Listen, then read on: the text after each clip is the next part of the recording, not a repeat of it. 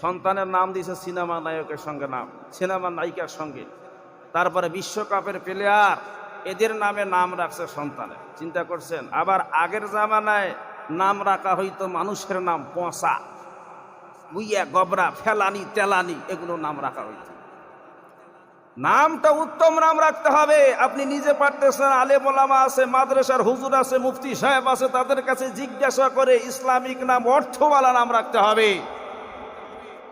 এই নাম যদি সুন্দর না হয়, আমাদের গ্রামের মধ্যে আরো একটা প্রচলন আছে, দেখবেন যে ছেলে হলে মায়ের নামের প্রথম অক্ষর দিয়ে নাম রাখে, আবার মেয়ে হলে বাবার নামের প্রথম অক্ষর দিয়ে নাম রাখে।